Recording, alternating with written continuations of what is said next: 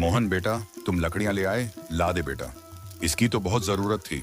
हाँ काका, यह लो आपकी लकड़ियाँ। लेकिन बेटा, मैं आज तुम्हें इन लकड़ियों के पैसे नहीं दे पाऊंगा। अभी बेटे ने शहर से पैसे नहीं भेजे हैं। कोई बात नहीं काका, जब आपके पास पैसे आ जाएं तब दे देना। तू सदा खुश रहे बेटा, भगवान हमेशा तुझे खुश रखे। धन्यवाद काका, बस आपका यही आशीर्वाद चाहिए। अच्छा काका, मैं चलता हूँ, और भी जगह लकड़ियाँ देनी है।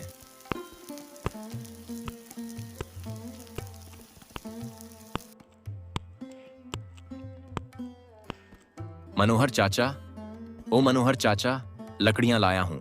हाँ, आता हूँ आता हूँ। चाचा, यह लो आपकी लकड़ियाँ। अरे मोहन, आज थोड़ी ज्यादा लकड़ियां चाहिए। ठीक है चाचा, अभी देता हूँ। यह लो आपकी बाकी लकड़ियाँ। ठीक है, ये लो बेटा इसके पैसे। और हाँ, कल और लकड़ियां लेते आना। सुना है इस साल कड़ाके की ठंड पड़ने वाली है। ठीक है चाचा, मैं लेता आऊंगा। सारी लकड़ियां बेचने के बाद मोहन घर को निकल पड़ता है। तभी अचानक जोरों की हवा चलने लगती है। हे भगवान, हवा तो बहुत तेज हो गई है। मुझे जल्द ही घर पहुंचना चाहिए। अगर ठंड लग गई तो बीमार पड़ जाऊंगा।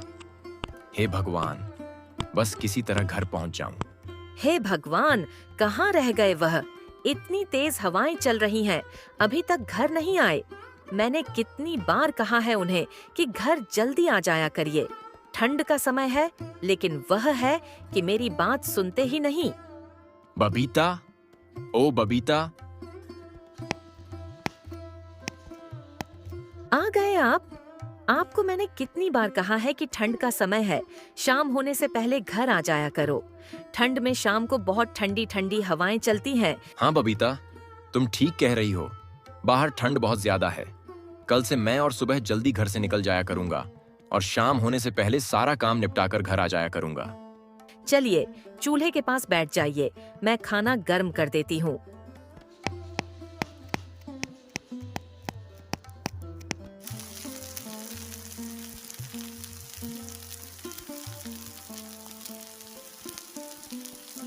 बबीता, क्या ही तुम खाना बनाती हो, खाकर मजा ही आ गया। अब बोला कि बबीता, वह मोटा वाला कंबल निकाल देना। ठंड बढ़ गई है ना, तो बिना कंबल के रात नहीं कटेगी। जी हाँ, आप खाना खा लीजिए, मैं अभी निकाल देती हूँ। इस तरह मोहन का परिवार उस रात खाना खाकर सो जाता है। लोग अपने घरों में आग जलाकर किसी तरह ठंड की रात गुजार रहे थे। सर्द हवाओं का पहरा पूरे गांव में छाया हुआ था। ठंड का ऐसा नजारा अक्सर दिसंबर से जनवरी के महीने में देखने को मिलता था।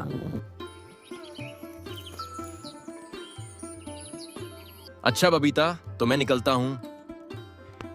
मोहन घर से निकल जाता है। हे भगवान, बाहर तो बहुत ठंड है। जल्दी से जंगलों के लिए निकल जाता हूँ, तभी शाम होने से पहले घर आ पाऊंगा।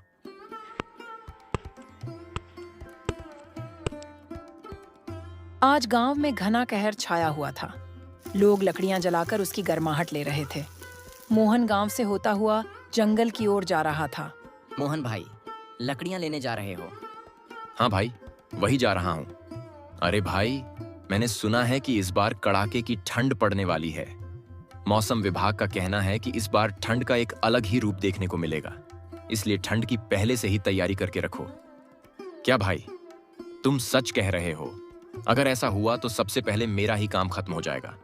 अभी मैं जंगल के लिए निकलता हूँ। इतना कहकर मोहन जंगल की ओर निकल पड़ता है। जंगल तो पहुंच गया, बस अब एक सूखा पेड़ मिल जाए, जल्दी से काट लेता हूं। शाम होने से पहले घर भी पहुंचना है।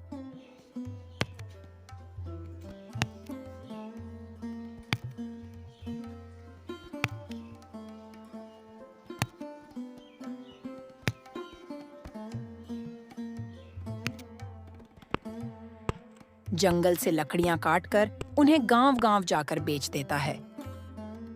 इस गांव में हरीश नाम का भी एक लकड़हारा रहता था, जो जंगलों से लकड़ियां काटकर गांव में बेचा करता था। हरीश बहुत ही लालची था। वह गांव वालों को ऊंचे दाम पर लकड़ियां बेचा करता था। हरीश ने बहुत सारी लकड़ियां जंगल से काटकर अपने घर में जमा कर लिया था। अरे, आप इतनी सारी लकड़ियाँ केवल जमा करे जा रहे हैं। इसे गांव में जाकर बेच क्यों नहीं आते? अरे चंदा, तुम बस देखती जाओ। कुछ दिन में ही गांव में बारिश होने वाली है। उस समय जंगल की सारी लकड़ियां गीली हो जाएंगी। बस इसी मौके का फायदा हमें उठाना है। तब मैं लकड़ियों को ऊंचे दाम पर बेचूंगा। मेरी बात मानिए तो ऐसा करना सही नहीं है। अरे अब तुम मुझे मत सिखाओ क्या सही है और क्या गलत।